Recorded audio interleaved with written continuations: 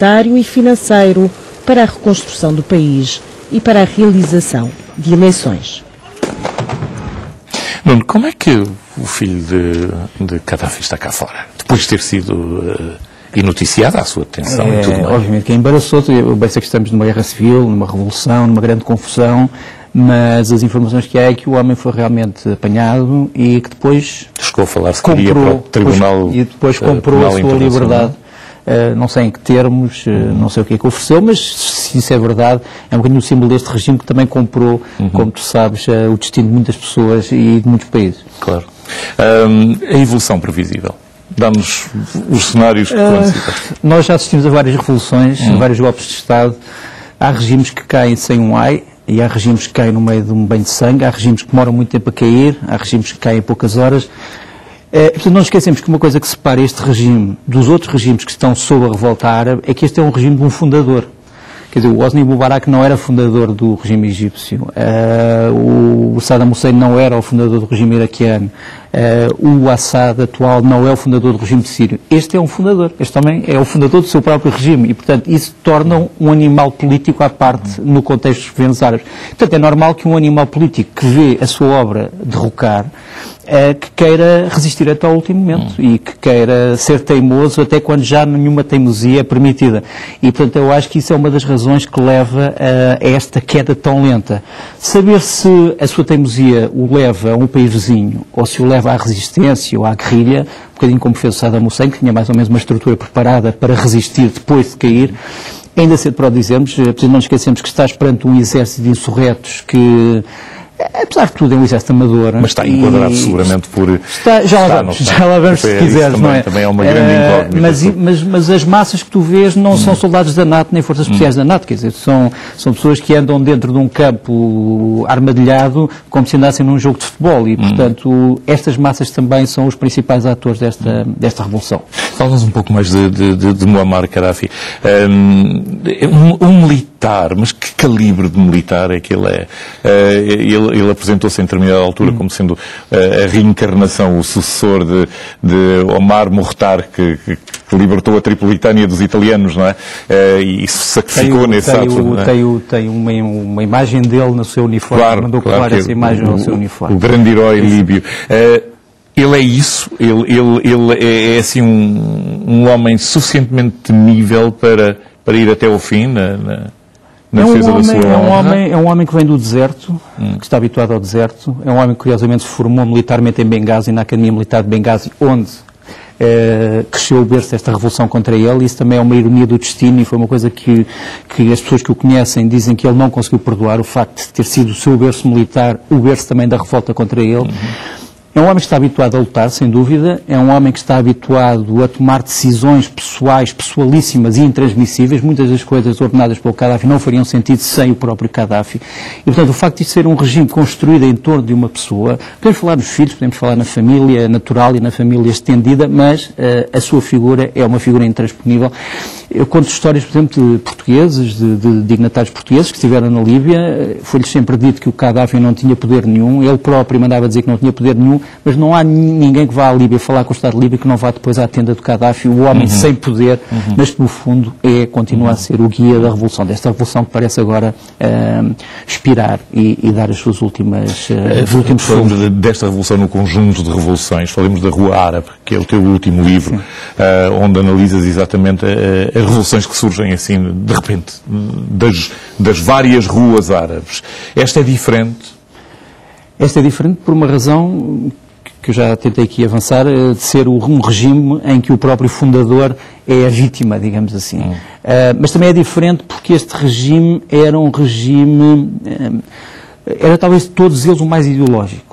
É preciso não nos esquecermos que o Muammar Gaddafi não construiu só um regime, construiu também aquilo que ele julgava vir a ser uma doutrina salvadora do mundo, a doutrina de constituição da maioria popular, ou seja, de uma república que estaria sempre renovada, onde não havia fixação do pessoal político, uma mistura um bocadinho, se quisermos, da ideia da revolução permanente do Trotsky. Aliás, é curioso que o Gaddafi chega ao poder em 69, poucos meses depois do maio de 68. Portanto, para além de todas as inspirações que já aqui referiste, o nacionalismo árabe contra os italianos, contra os alemães, contra os americanos, o seu apelo ao nasserismo, era um dos seus grandes ídolos, era o Nasser, a ideia de um socialismo árabe, há também muitas ideias que foram populares entre a extrema-esquerda europeia, daí que a extrema-esquerda europeia tenha também sido sempre muito ambígua em relação a Gaddafi.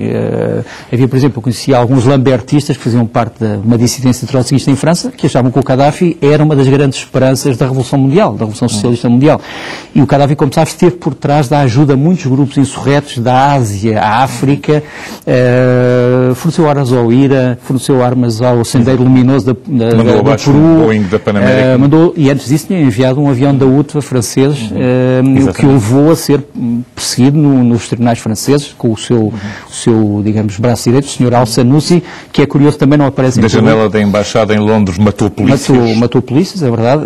Portanto, no fundo, este é um homem também que tem sido tolerado pelo Ocidente, porque, entre outras coisas, tal como o seu filho conseguiu, provavelmente, pagar para se escapar, ele também conseguiu várias vezes pagar para que se fechassem os olhos a muitas das coisas que o seu regime fazia.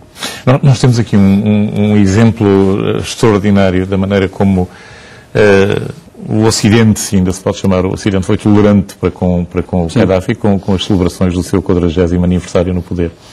Nós gostamos muito de falar daqueles que por natureza apoiavam o Gaddafi, desde o Hugo Chávez até o Mugabe, etc. Mas esquecemos às vezes de referir aqueles que por oportunismo ou por realismo político, como hoje se diz, faziam peregrinações a Trípoli tentando ver. Olha, um dos homens que há pouco tempo me disse isso foi o Francis Fukuyama, portanto, o famoso autor do Fim da História, que foi considerado do Ronald Reagan, e que a certa altura fez também parte desses peregrinos que foram a Trípoli a ver se o Gaddafi realmente estava a mudar ou não.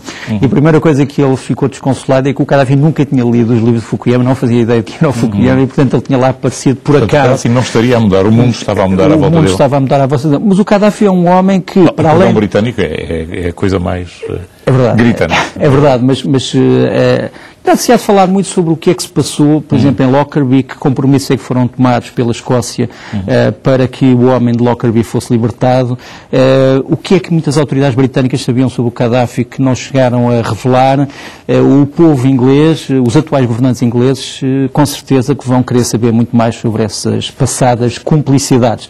E há muitas pessoas que obviamente também vão falar, e também se poderia falar sobre os negócios do Gaddafi em Portugal, que têm pano para mangas, sinceramente. Seguramente terão e poderão surgir. Ultimamente há um pormenor curioso que para ti não há nesta zona provavelmente surpresas nenhumas, mas para este 40º aniversário nós mandámos uma esquadrilha de 4 F-16 e havia um pedido expresso do chefe da Força Aérea Líbia para que voassem sobre Trípoli, acima da barreira de som, para dar um estrondo assim realmente festivo pelas celebrações fora, que os nossos pilotos em prudência disseram que isso iria destruir as janelas de toda a capital e não o fizeram. Mas acho que fizeram uma evolução notável. Sim, mas este regime tinha também as suas excentricidades. Uma das excentricidades maiores do Gaddafi, como tu sabes, é o transporte da sua tenda cerimonial por qualquer sítio por onde fosse. Por exemplo, ele quis erguer a sua tenda não, em São João da Barra, quis erguer dentro dos edifícios do Donald Trump. Até quando foi a Nova Iorque, depois explicaram-lhe que não havia espaço dentro do edifício do Trump para a tenda dele, mas ele instalou-a noutro sítio. Depois havia toda aquela mitologia do batalhão das virgens, dos guardas presidenciais. O Gaddafi, por exemplo, fechava-se os olhos ao Gaddafi as coisas mais monstruosas possíveis. Eu lembro-me dele ter vindo aqui a Lisboa fazer uma conferência sobre os direitos das mulheres.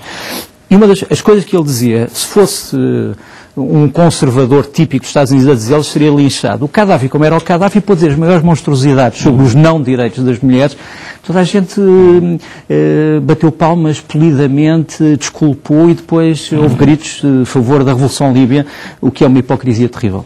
Mas, a SABC de Joanesburgo, eu com os pergaminhos que tenho de ter trabalhado na SABC de Joanesburgo, é uma organização noticiosa muito respeitável, deu a notícia de que o Gaddafi ia para Angola.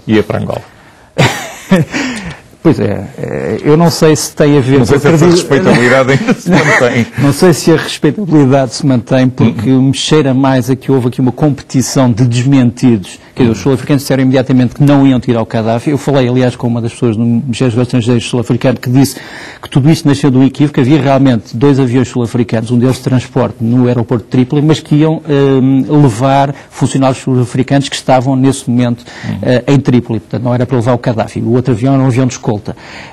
Mas foi a partir dessa ideia de que aquele avião ia levar o Gaddafi que houve estes boatos. Eu não parece que Angola tem tantos problemas de reconstrução. Será que cria mais um problema levando o Muammar Gaddafi? Não acredito, sinceramente.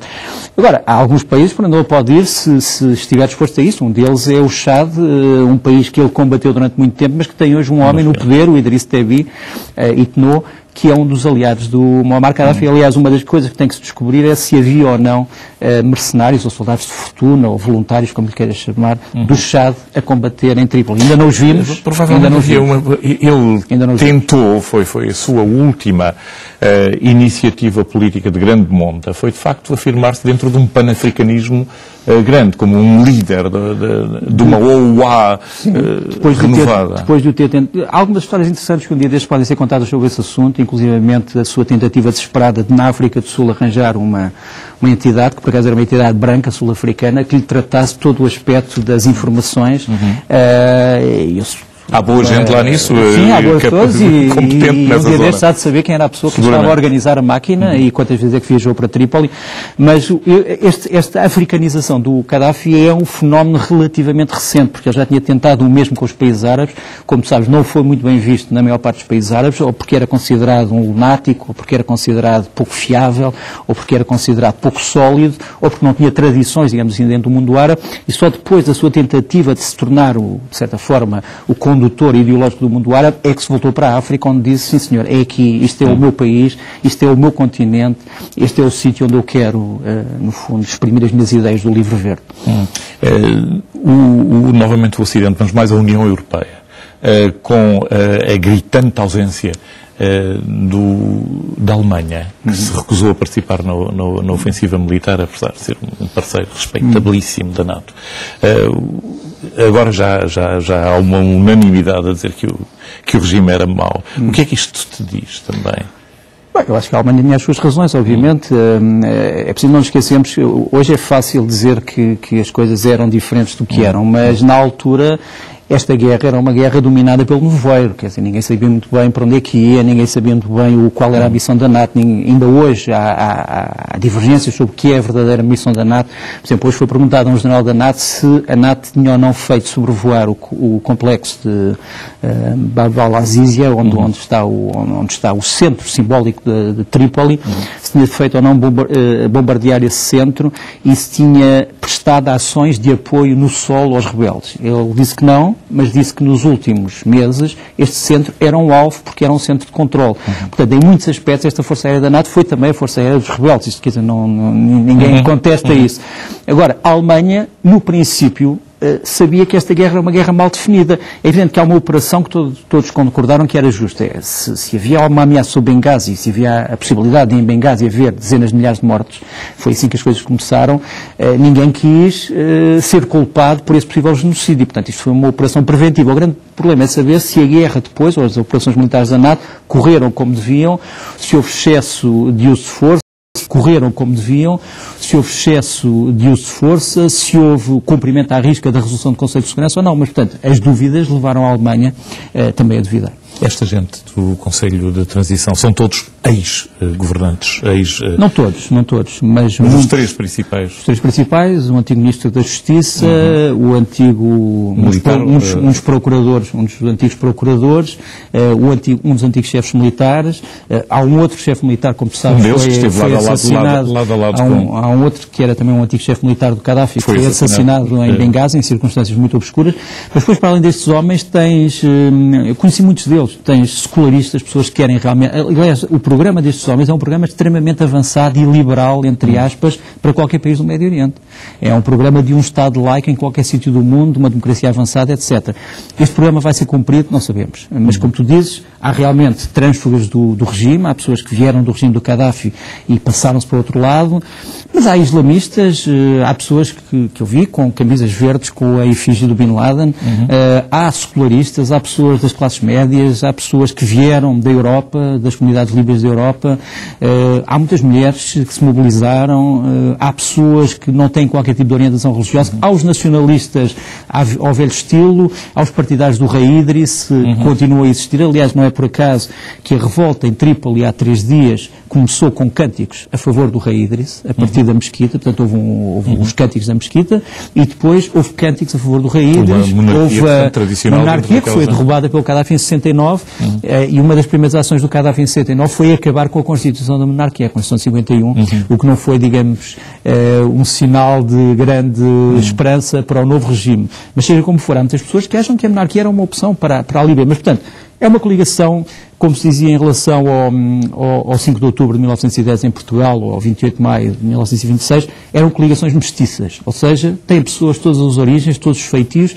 Agora, nos processos revolucionários, nós sabemos que depois do triunfo dos revolucionários, vamos saber como é que eles ajustam contas entre eles. A história ainda está a desenrolar-se, obviamente. Está a desenrolar. Quem é que triunfa agora? Os radicais, os moderados, os centristas, os direitistas, os esquerdistas, quem? Os secularistas, os islamistas. Pode ser que saibam partilhar o poder. E se souberem, seguir esses acontecimentos. E para os contextualizar devidamente, para benefício de quem nos segue, eu vou mostrar novamente a capa da Rua Árabe. A tua editora é? É Dom Quixote. É Dom Quixote, que julgo que para o fim desta semana estará para a semana, penso eu. Para a semana estará disponível, e onde se fala de exatamente o que está a passar. As causas e consequências da revolta. Causas e consequências. Tem, entre outras coisas notáveis, tem esta citação de Giuseppe Lampedusa: éramos os leopardos e os leões. Os que tomarão o nosso lugar serão pequenos chacais e hienas. E todos nós, leopardos, chacais e ovelhas, continuaremos a pensar que somos o sal da terra. O leopardo. Notável citação e excelentemente bem escolhida, eu julgo que se aplica a praticamente todo o mundo. E aqui também. Nuno Rogério, este é o Jornal das 9.